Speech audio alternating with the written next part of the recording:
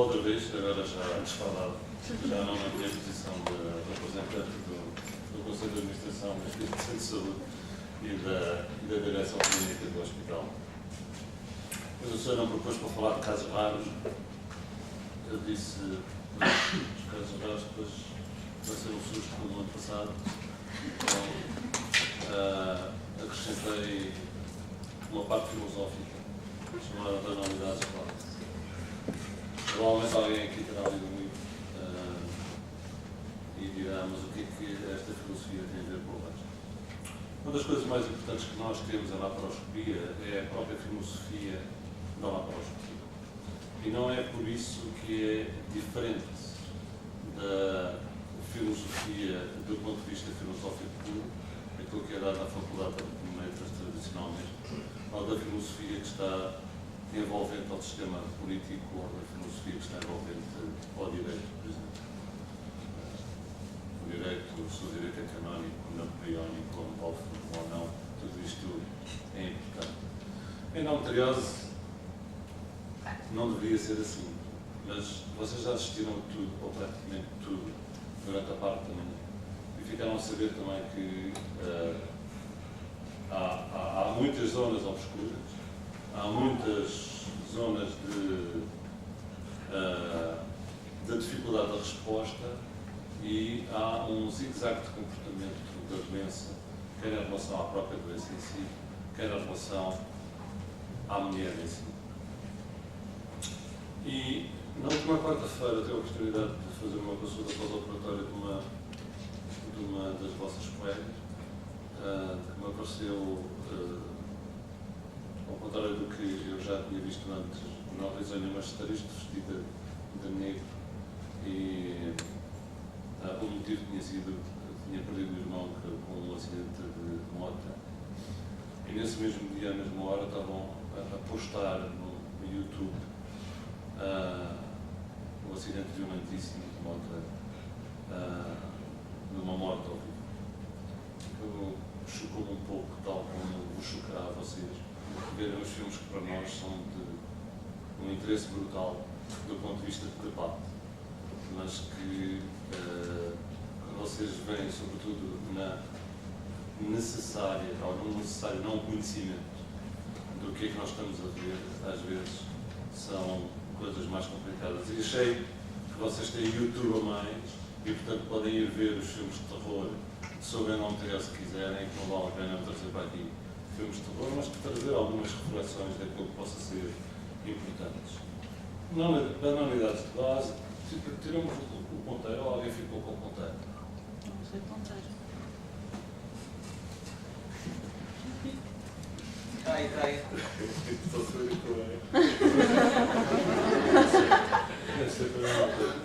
banalidades de base, no fundo, vem foi uma frase que me lembrou e que veio a partir deste senhor, o Raoul Van Eygen, nem sequer é um grande filósofo muito conhecido, mas muito conhecido e ativista nos anos 50, 60, de origem belga, e que, muito embora não seja um filósofo da anatomia, nem um filósofo da laparoscopia não existente nessa altura, nem sendo um filósofo da medicina, um filósofo político mais ligado ao anarco-sindicalismo, escreveu na introdução do seu livro Banalidades de base. Alguém escreveu que era o primeiro ensaio de fogo de Van Eygen, publicou no Boletim Central, na altura da International Situacionista, e o seu título chama desde logo a atenção para a essencialidade do conhecimento crítico. Esta frase é uma frase que é comum à endometriose, é comum à laparoscopia. E daí eu, de repente, ao lembrar-me de Banalidades de base, que eu já tinha lido há alguns anos atrás, fui repescar isto tudo para que falássemos um pouco e refletíssemos um pouco sobre a endometriose, sobre aquilo que já foi dito.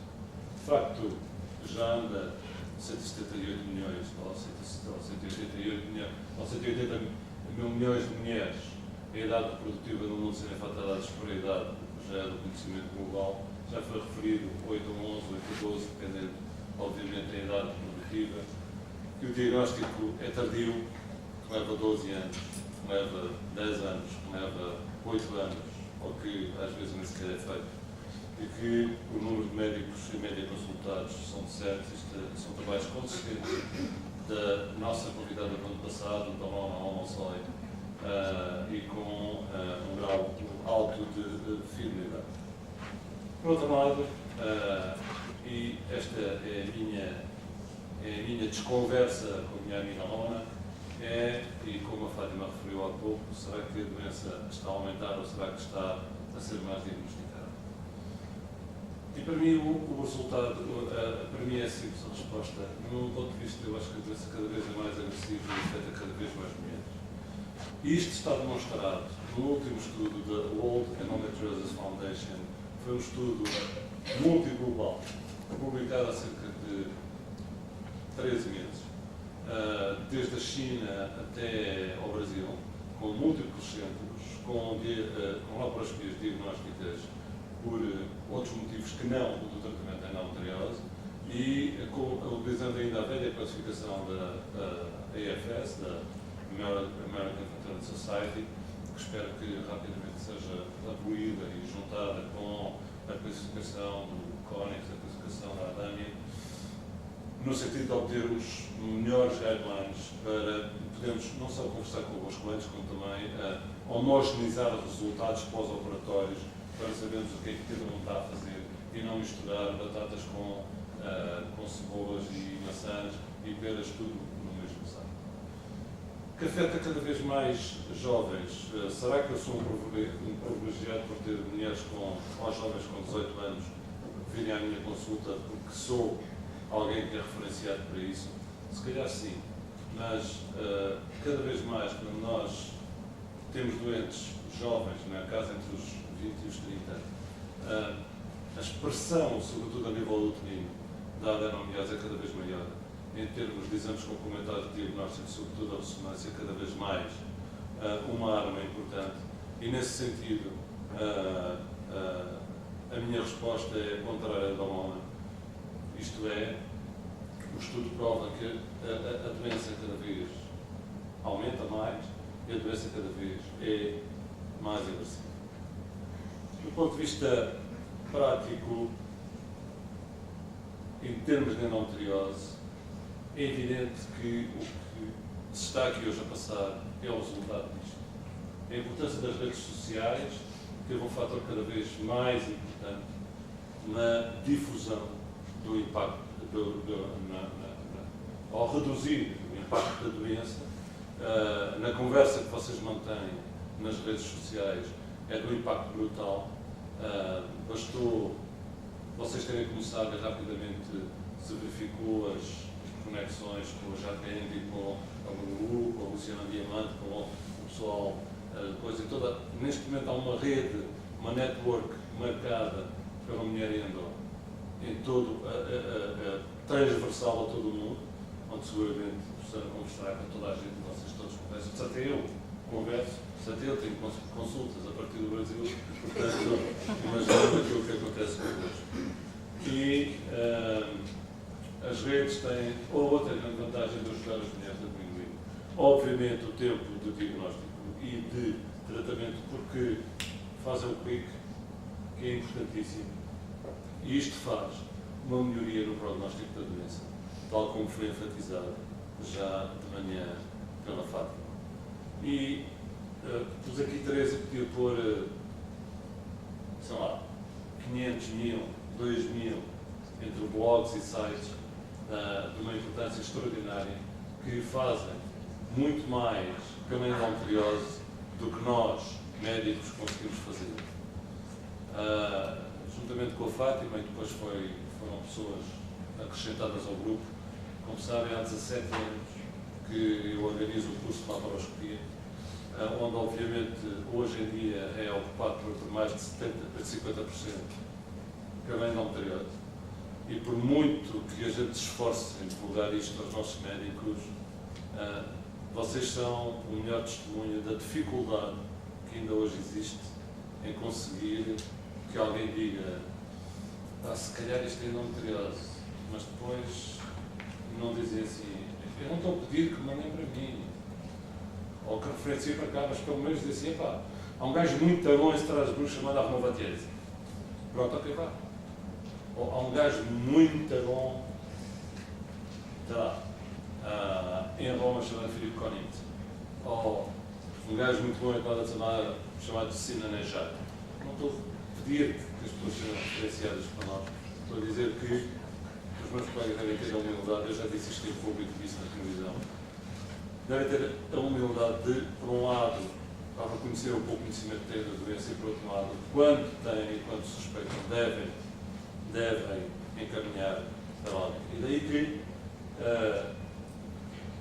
os blogs cada vez são de uma importância social maior, e parabéns a vocês por aquilo que têm estado a fazer. Quando a gente fala da Endofound, já estamos a falar da Endometriosis Foundation of America, que em 4 anos se tornou na organização mais potente em termos de organização de mulheres, com a qual eu tenho o privilégio de colaborar em Nova Iorque, e encabeçada pela Padma Lasky, que muitos de vocês conhecem como modelo ou como apresentadora de televisão, e pelo meu amigo Tamir Seskin, tem feito um trabalho absolutamente fabuloso. E nestes 4 anos conseguiram, eu não vos digo o número astronómico, porque é muito, o número astronómico de dinheiro que conseguiram para a investigação, baseada sobretudo no Lenox Hill Hospital em Manhattan, mas também, e foi aquilo que eu falei há bocado, no desenvolvimento de linhas de investigação básica a nível da endometriose, na tentativa de encontrar mais respostas para esta doença. Casos raros. Falamos dos casos raros um pouco. É evidente que na minha coleção de casos raros eu não os tenho todos. Por outro lado, aqueles que tenho e que não são de laparoscopia, acabei por perdê-los em termos de fotografias, porque é muito difícil fazer rapidamente a minha biblioteca, organizá-la, porque há alguém no blog que tira a fotografia, depois esquece de mandar, depois não chega ao e-mail e depois, a partir daí é o caos e desaparecem muitos dos casos raros que não sejam por laparoscopia. Mas eu não pus aqui nos lados, mas os casos mais raros, um deles que está em vista, um dos artigos que eu tenho neste momento a ponto de ser publicados, espero bem que sim, tem a ver com casos raros, perfuração intestinal, de tumor de endometriose durante a gravidez, com 3 casos, e na revisão que nós fizemos da literatura, chegámos à conclusão, caminhando desde os tempos desde 1916, desde as primeiras publicações, que há significativamente um underreporting, ou seja, uma menor publicação e uma subestimação, é assim que se diz em português, uma subestimação destes casos que acontecem durante a gravidez, e que é o oposto daquilo que vos dizem e que me ensinaram a mim, que é, com a gravidez temos um ambiente endócrino que nos irá proteger, das consequências da promoção da doença, e eu agora começo a descobrir que não é bem assim. E se o artigo sair, e no jornal que há de sair, é de uma importância brutal, e veremos o que é que isto dará em termos de seguimento e de necessidade de investigação também para o futuro. Queria-vos falar um bocado da evolução da cirurgia da endometriose. A cirurgia da endometriose, há cerca de 10 anos, todos nós, os laparoscopistas, sim, porque a cirurgia da endometriose não é uma cirurgia laparotómica. Isto é, não é abrindo a barriga que se resolve o problema, porque a maior parte da cirurgia da endometriose profunda vai lá ficar.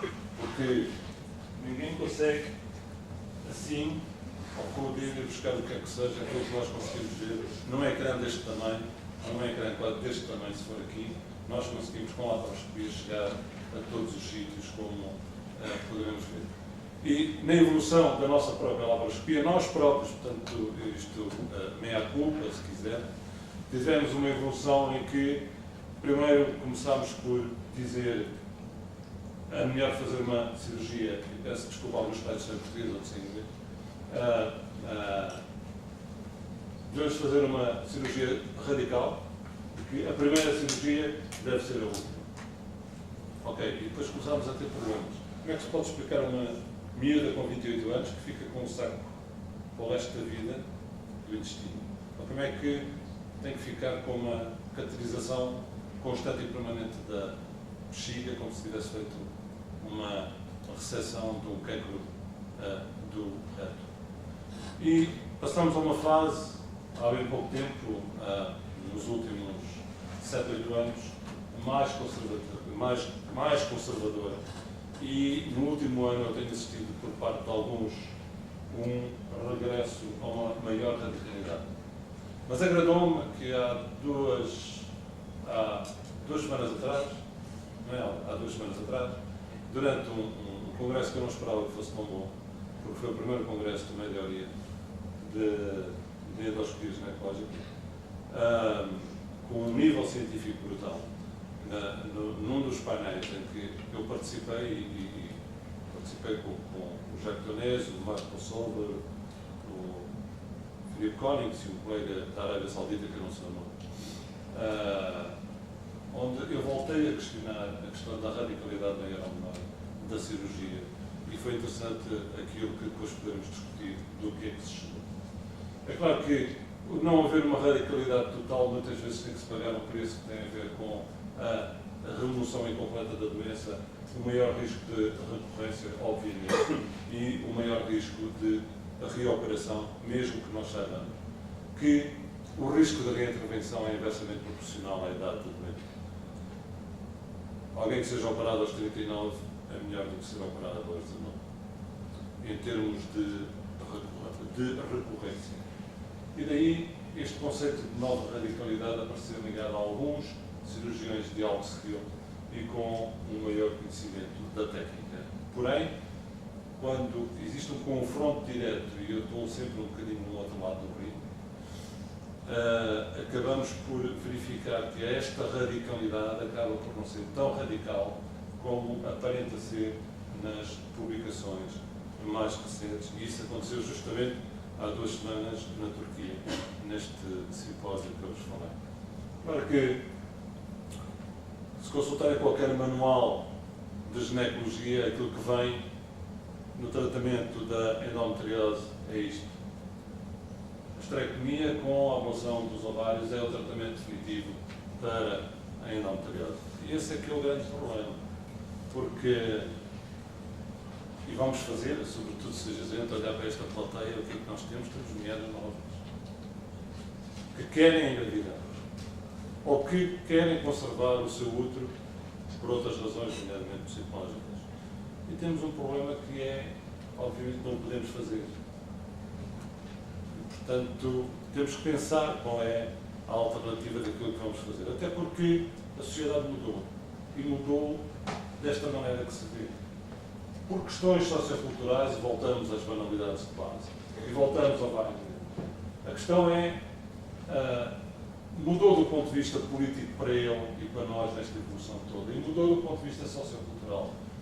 As mulheres têm necessidade, sobretudo nas zonas metropolitanas, obviamente, de adiarem o seu planeamento familiar, adiarem a sua vida pessoal, familiar, e dedicarem-se à sua carreira e à sua vida pessoal. E isto leva, obviamente, à progressão da doença se existir. E, obviamente, têm necessidade de preservar a sua fertilidade, e isto levar-nos a outra conversa que eu não vou entrar e que espero que seja abordada por o colega Luís no futuro, que tem a ver com a vitrificação de ovocitos e que, com o enquadramento legal, com o qual eu tenho ideias muito concretas dessa vitrificação. Disto não me irei alongar muito, tem a ver com aquilo que já foi debatido durante a manhã. A terapêutica da endometriose não é médica, infelizmente a terapêutica da endometriose continua a ser a cirurgia. E dentro da cirurgia, a laparoscopia. E dentro da laparoscopia, se a cirurgia é radical ou se a cirurgia é mais conservadora. E porque me faltavam muitos dos meus slides, só recorri aos amigos, e como tenho muitos, felizmente, muitos amigos no mundo, telefonei ao professor Philippe Konings, que é a sumidade da minha investigação, é o Papa 2, para o Jacques Tonés, e pedi-lhe, manda-me aí umas coisas que eu tenho e temos em comum.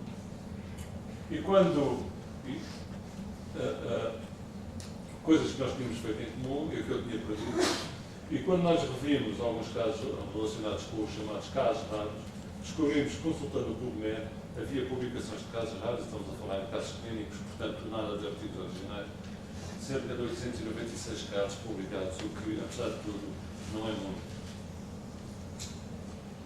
Locais, parede abdominal. Na realidade, cada vez mais começamos a encontrar mais localizações abdominais. Sobretudo nas cicatrizes, nas incisões de cesariana, com, às vezes, e foi um dos slides, fotografias que eu perdi de um tumor de cerca de 5 por 6, em que eu tive que colocar uma prótese, porque são tumores que crescem em cima da aponevrose e que se estendem, e temos que ter uma malha, temos que ter uma zona de proteção de 2 cm pelo menos, para não haver recidiva. O mesmo que se passa em relação às localizações de endometriose do umbigo, com as mulheres com dor ou com dor e menstruação umbilical.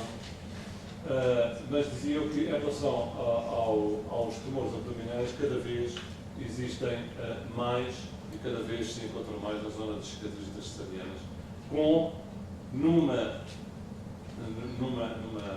observação minha, com um agravamento progressivo em função das cesarianas da adenomaiose. Depois temos nos nodos linfáticos, obviamente nos pulmões, no fígado e, como se diria em inglês, you name it, you have it. Portanto, em quase todos os órgãos, desde o cérebro ao osso, ao intestino delgado, cuja frequência é relativamente baixa, e depois as coisas mais, um pouco mais freakies, que seriam, ou mais aberrantes, como a ascite hemorrágica que já falámos, perfuração intestinal e oclusão, que cada vez acontecem mais, quer em doentes sintomáticas, quer em doentes assintomáticas, do ponto de vista da endometriose, e o cancro, de novo, na correlação que cada vez se estabelece mais entre cancro e endometriose, com proteção ou sem proteção, aquilo que os últimos dados apontaram também, que foram mostrados há cerca de 2 semanas também, no mesmo congresso, é que a correlação do cancro do ovário com endometriose, carcinoma de células claras, que nós pensávamos ser uma proporção de 1%, 1,8%, começa hoje a atingir já valores de 2,8%. Portanto, é natural que haja uma progressão de tudo isso. Nos casos raros também dos tumores retrovaginais grandes, isto é, superiores a 4 cm, e, obviamente, a parte da endometriose intrínseca do útero, e chama a atenção, sobretudo, para aquilo que eu já vos disse e que não vou trazer aqui em detalhe, dos casos de perfuração intestinal por endometriose do apêndice ao retrovaginal durante a gravidez. Isto é aquilo que eu vos falei há bocado. A nível do umbigo há 250 publicações, portanto, todos nós temos essa experiência, todos nós já operamos endometriose do umbigo e é fácil de fazer o diagnóstico. Infelizmente, o que acontece é que já vêm semi-operadas, isto é, são doentes que vão parar a outros sítios, são operadas por ter um nódulo e depois quando chegam a nós temos que reoperar e tentar fazer o nosso melhor em termos de reconstrução daquele umbigo. Já enfatizei suficientemente a parede abdominal e, por outro lado, aqui um caso que nós preparámos em comum, eu com o Cónix e com a Anastásia, sobre um tumor maior, um tumor gigante da parede abdominal. Que não é este, mas é para vos dar uma ideia. Os doentes chegam muitas vezes com este tipo de ecografias que se vê claramente que quando nós conversamos, nós sabemos quem é endometriose. Porque, como diria o professor Michel Canis de Clermont-Ferrand, o diagnóstico de endometriose é feito basicamente com 2 orelhas e um dedo. E é isto que nós fazemos. E se nós conversarmos, primeiro, de forma muito equilibrada, se ouvirmos vocês, e depois a seguir tivermos um dedo treinado, garanto-vos que mais de 80% das endometrioses são diagnosticadas rapidamente. É apenas o exemplo de uma endometriose, umbilical, podia ser a minha, mas como digo, a gente raramente tem fotografias externas em que é necessariamente fazer uma espécie de cirurgia de tampa, tentar tirar a endometriose, por vezes, se for maior, recorrer às próteses abdominais no sentido de colmatar o defeito da faixa. O mesmo em relação à parede abdominal, aqui através de um ataque onde é possível ver um tumor relativamente grande, neste caso uma massa com 6/8, e que era muito fácil chegar ao diagnóstico ouvindo a doente e palpando a massa. Tem dor, cresce, é cíclica, na altura da menstruação e, por vezes, tem uma cesariana dos antecedentes. O banco é, as coisas ficam feitas. Endometriose do pulmão, não sendo uma situação frequente, também não é uma situação muito rara. E nós temos mulheres com a recorrência de pneumotórax em 72%. Imagina o que é uma mulher cada vez que menstrua vai parar ao hospital, onde é preciso ser furada, agora com trocar, antes era com uma P0 horrível, e que é preciso meter um dreno para dentro do tórax, ligado a 2 tubos, de maneira a drenar o gás que está a colapsar o pulmão. Ao que diz o gás, pode ser um hemotórax, a própria pleura ter tecido e produzir sangue e colapsar o pulmão na altura da endometriose. E, no caso do pulmão, com hemoptise, isto é, com a saída de sangue pelo nariz. Também sabemos, por nossa experiência, e como vamos ver a seguir em relação à endometriose do diafragma, correlacionada ou não, 85% é no lado direito. Há pouco tempo eu vi uma publicação do lado esquerdo, numa revista de cirurgia cardiotorácica,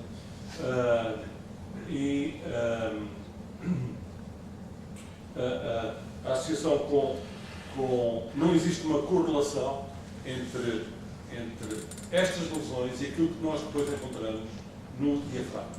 Eu vejo diafragmas que são muito complexos, eu vejo diafragmas que parece que levaram um tiro de caçadeira, cheios de buracos. Temos diafragmas em que se vê o pulmão à transparência. Temos diafragmas onde eu vejo o coração à transparência. E as mulheres não têm sintomas nenhums.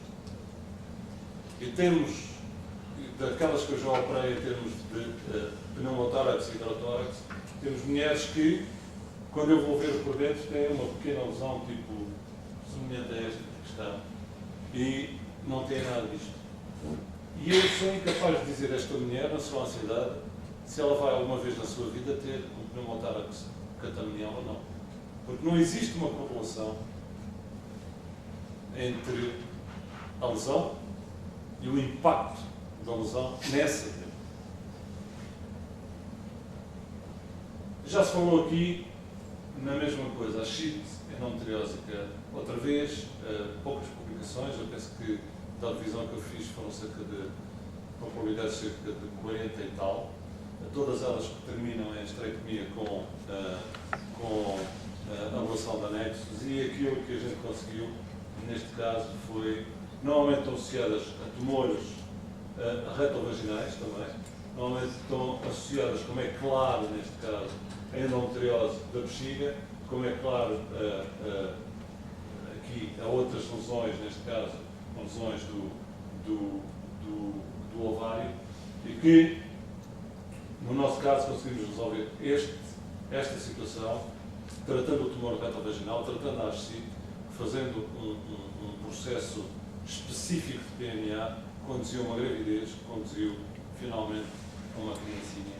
E este é mais um dos casos que nós estamos em fase de publicação para este ano. Menos frequentes são lesões de endometriose, por exemplo, do fígado. E como vê, não só a endometriose era do fígado, como, neste caso, publicado em 2010, a doente tinha 61 anos. Ou seja, já era menopáusica, no se diz pós-menopáusica, porque a menopausa começa e não é pós. Começa, é menopausa. De onde temos aqui a associação de duas situações raras, ou seja, endometriose do fígado e endometriose aos 61 anos. Isto são coisas que nos dá para refletir um bocado do que já discutimos durante a manhã, é onde é que acaba este zigue-zague entre médico, doente e doença, que é por vezes complicada, ou aquilo que nós chamamos o síndrome de Mais, com a tríade de ascite, hidrotórax e fibroma do ovário, onde também há alguns casos referenciados na literatura. Aliás, aquilo que acontece com mais frequência é aparecer alguma lesão do ovário que vem associada à ascite e imediatamente é feito o diagnóstico de carcinoma do ovário e a mulher é operada com um carcinoma do ovário e depois resulta ser uma ascite.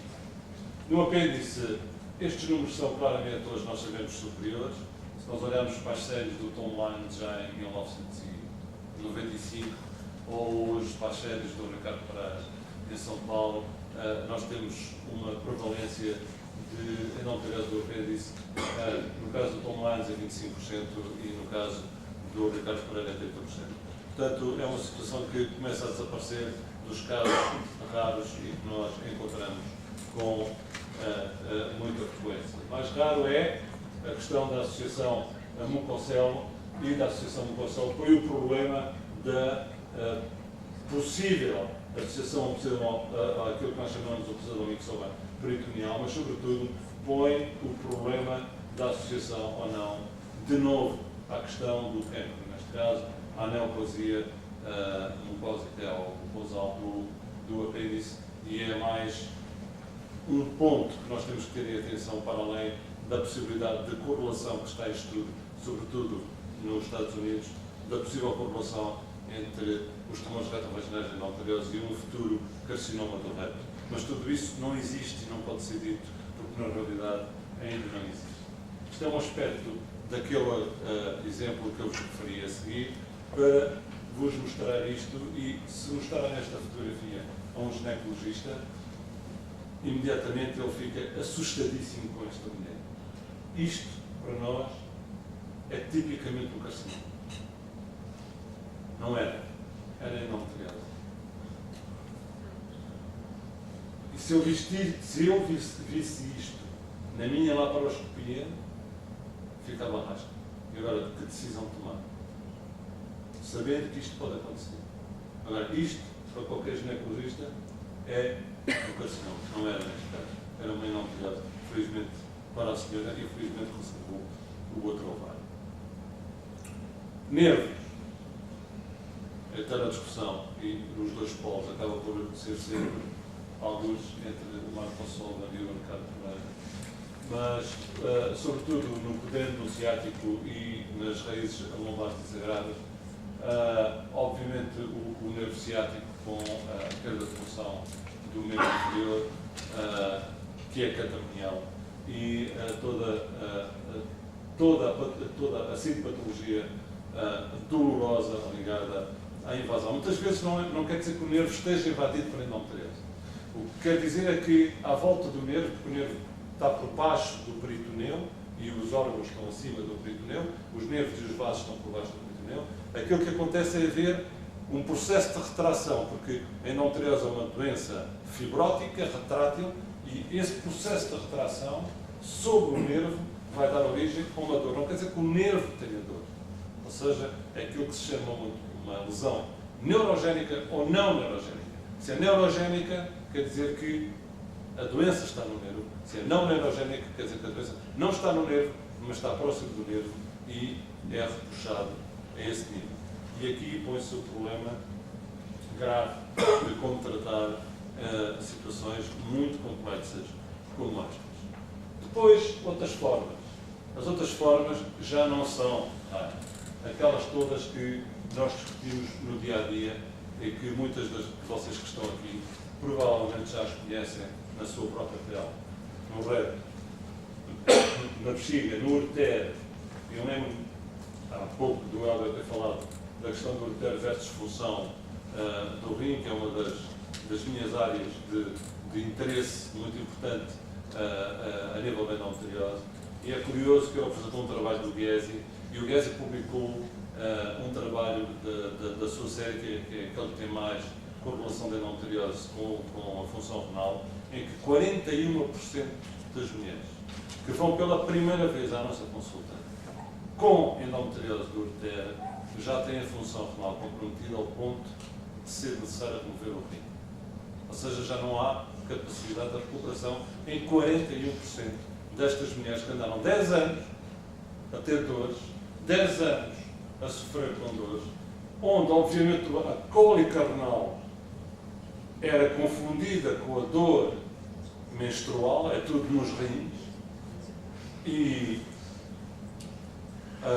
era confundida com a dor do sigma, da cólica, quando tinha que defecar, e tudo isto foi levando, porque 75% destas lesões que são à esquerda, foi levando ao consumo do rim. 41%.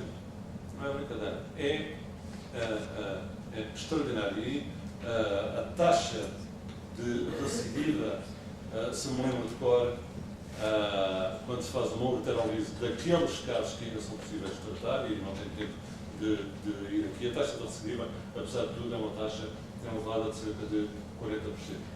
Mas a sigmoide e, sobretudo, aquilo que nos dá um grande estado de ansiedade na decisão cirúrgica in loco, que é a questão do plexo hipogástrico inferior e dos nervos plâncicos. Isto é, aqueles nervos que, em conjunto, sendo aferentes ou eferentes, o plexo hipogástrico inferior está por baixo dos ureteres, os nervos plâncicos vêm a partir das raízes sagradas e são responsáveis pela função de micção, são responsáveis pelo orgasmo e pela função de defecação. E o problema é que, quando os tumores de endometriose, e são muitos, nós apanhamos cada mês, envolvem este nervo, não é possível, porque constitui como uma teia de aranha, não é possível retirar o tumor sem retirar os nervos. E pior do que isso é que nós sabemos e aprendemos com o mal dos outros, é que se o tumor é bilateral, é melhor não tirá-lo todo, porque aí nós sabemos que vamos criar uma retenção total de urina para o resto da vida dessa mulher, e sabemos que vamos provocar ausência de orgasmo, etc. Agora, o problema mais grave é que nós não sabemos a quantidade de nervos que tiramos, e cada mulher, nós podemos tirar um tumor assim pequeno, e no outro dia ter uma mulher com uma retenção de 600 de urina, que não consegue urinar, e ter que ser reavaliada, e às vezes tira um tumor do caraças assim, e a senhora não tem nada. Portanto, não existe uma correlação também entre aquilo que nós tiramos, e isto está demonstrado também do ponto de vista histológico, ou seja, pegando no tumor, vendo quantos nervos estão, quantos gânglios nervosos estão, e tentar correlacionar, isto foi feito pelo meu amigo Boris Gabriel, juntamente com o meu grande amigo Arnaud Vattiez, em 2011, não existe uma correlação entre o número de nervos e a função, sejam eles muitos ou poucos, ou seja, com poucos nervos presentes nos cortes, a função pode estar comprometida, nomeadamente a retenção urinária, e com muitos nervos e gânglios a função pode não estar nada comprometida. Portanto, são mais achas para a fogueira da discussão que se prolongou desde manhã. De resto, relembrar que tudo isto são casos graves. E não é por acaso que somos poucos a querer tratar da endometriose. E não é um fenómeno nacional, é um fenómeno transversal. Olhando para aqui, eu diria que, para regressar um pouco à endometriose grave e a questão da fertilidade, para passar ao próximo, com a evolução da doença, obviamente que as estatísticas são variáveis entre 35% e 50%, entre 40% é para ficar a meio. E lembrar que uma realidade é que cada vez chegam mais tarde ao nosso cuidado, após repetidos tratamentos de FIV, exclusivamente por infertilidade, doentes com endometriose grave, e não será, obviamente, o caso das pessoas que estão mais atentas à endometriose, e mais de 50% já operadas, em geral, por laparotomia. Quanto a mensagens, porque estou a olhar aqui para o tempo e de repente entusiasmo-me e vou ser falado mais. Mensagens, eu penso que a mensagem mais importante é esta. A dor não é uma inevitabilidade da mulher quando eu estou. Quando ouvirem um médico dizer isto, muda de médico. E a mesma coisa acontece, obviamente, para todos os outros tipos de dor, sejam as de história, as alterações intestinais cólicas, infecções urinárias sem bactérias recorrentes.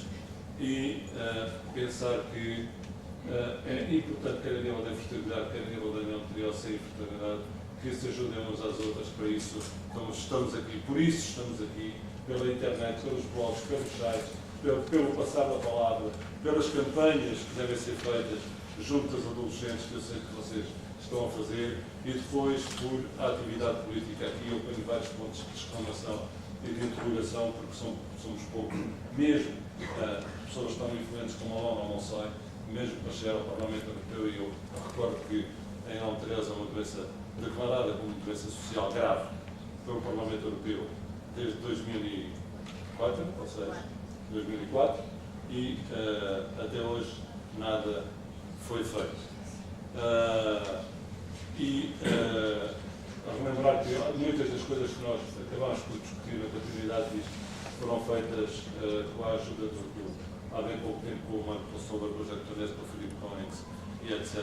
Mas sobretudo aquilo que é mais importante é parabéns a vocês. Muito obrigado.